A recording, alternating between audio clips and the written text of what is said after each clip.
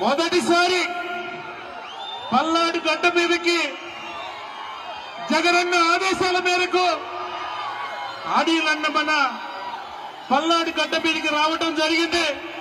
మీ అందరినీ కూడా కోరుతా ఉన్నాను, ఇదే ఉత్సాహంతో జగనన్న ఎంతో నమ్మకంతో మన మీద నమ్మకాన్ని పెట్టి ఏ రకంగా అనిలన్నని మన దగ్గరికి పంపించారో రాబోయే ఎలక్షన్స్ లో వైఎస్ఆర్ పార్టీ పార్లమెంట్ అభ్యర్థిగా అనిలన్న పోటీ చేయబోతా ఉన్నాడు.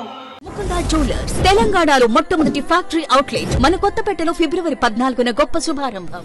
జగనన్న ఆశీస్సులతోటి అనిలన్నని గెలిపించాలని కోరుతా ఉన్నాను.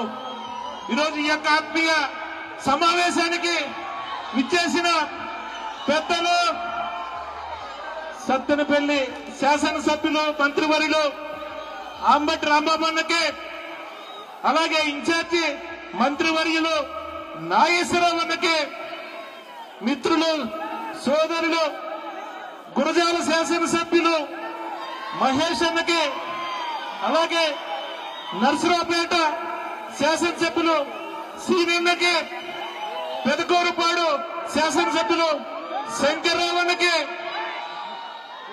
వినుకొండ శాసనసభ్యులు బ్రహ్మనాయుడు అన్నకి, చిలకలూరుపేట కోఆర్డినేటర్ రాజేష్ నాయుడు మిత్రులందరికీ కూడా హృదయపూర్వకంగా ధన్యవాదాలు తెలియజేస్తా ఉన్నాను.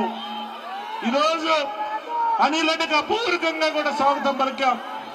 ఇదే ఉత్సాహంతో రాబోయే 2 నెలలు కూడా ఇదే ఉత్సాహంతో ఉండాలని కోరుతా ఉన్నాను. ఎందుకంటే ఒకటే, గడచిన 4 సంవత్సరాల 10 నెలల కాలం మనందరి కోసం ఈ రాష్ట్రంలో ఉండే పేద వర్గాలు ఏదైతే సంక్షేమ కార్యక్రమాలు పేదవారికి ఇచ్చారో వాళ్ళ కోసం జగనన్న పనిచేశారు. రాబోయే 24 ఎలక్షన్స్ లో జగనన్నని ముఖ్యమంత్రి సీట్లో కూర్చునే విధంగా కూడా మనందరం కలిసికట్టుగా పనిచేయాలని కోరుతా ఉన్నాను.